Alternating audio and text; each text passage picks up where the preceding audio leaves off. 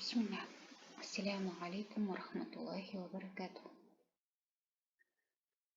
اللهم انفعني بما علمتني وعلمني ما ينفعني وزدني علما деп сабағымызды жалғастырайық. Бұл дұғаны айтып отқан себебім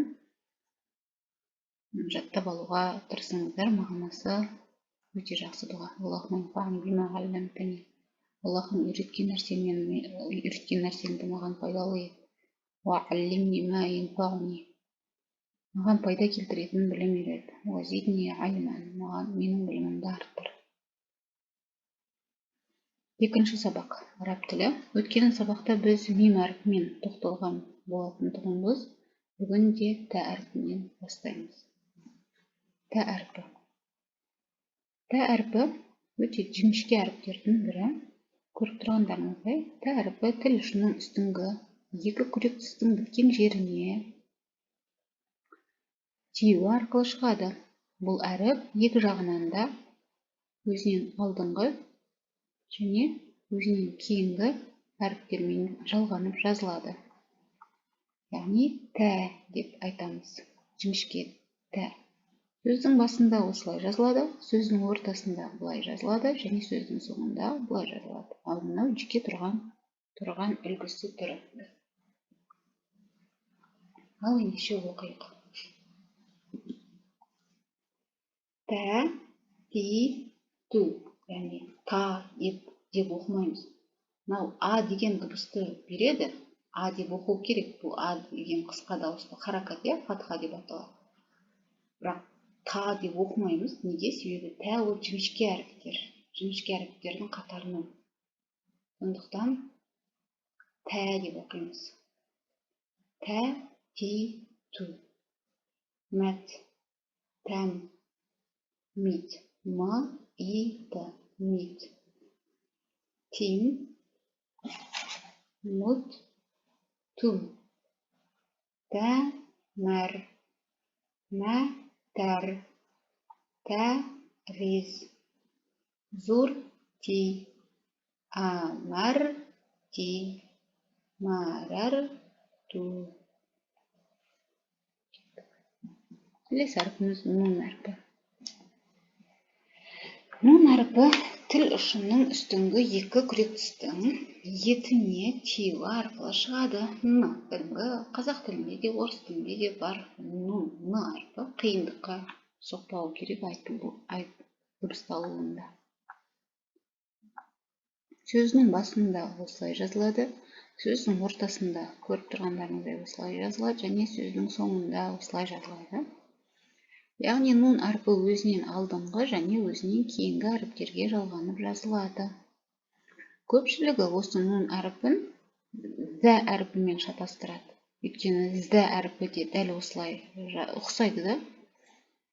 Бірақ айырмашылығы зә әрпі өзінен кейінгі әріпке жалғанбайды. Сондықтан да шатастырмаңыздар. Ал нун әрпі өзінен кейінге жалғанады. Егер н әрпі былай жалғанып жазылып жатыр ма? Қорықпастан, яғни смело, н деп оқыңыздар. Жақсы. Кеттік ары қарай. Нә, ни, ну. Ән, ин, зин, мән. Аудармасы кім? Мин. Аудармасы дан, ден, тан, тен. Орысша предлог из. Мин. Әна мин Қазақистан. Мен Қазақстаннанмын. Нәм. Әнтә. Аудармасы сен. Жаймен сөздік қорларыңызды көбейте беріңіздер. Менде барлығын толықтай аударып бермеймін сіздерге.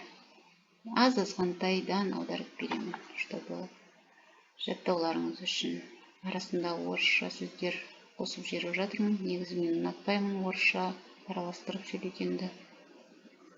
Сол үшін кешірім сұраймын сіздерден де. Нимтә, әнтум. Аудармасы сендер, ертегіне айтылады. Нимтум. Назиру, нази, назину.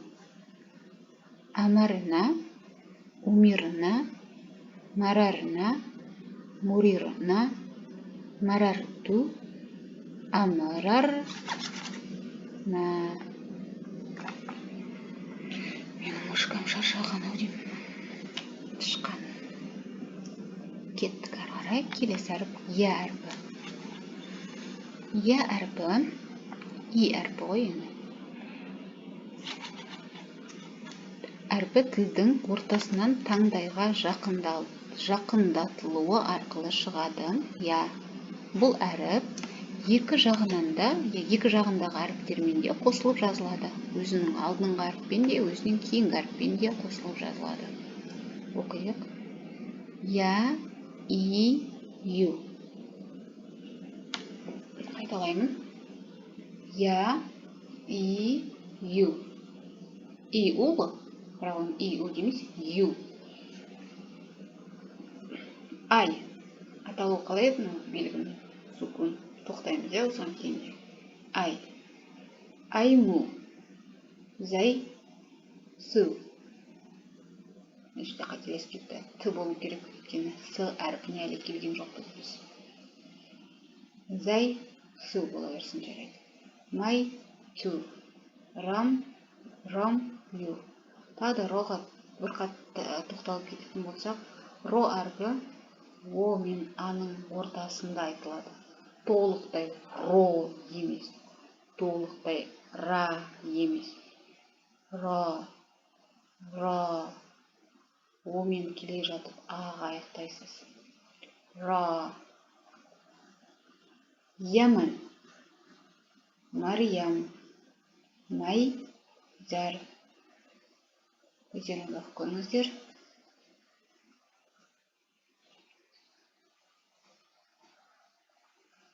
Майман. Айман. Амройни. Зайтайни. Аймайни. Майтайни. Кеттік қарай. Келесі әріп бә әрпі. Мен мынау презентациямдағы 1-4 сабақтарға мән бермей қойыңыздар.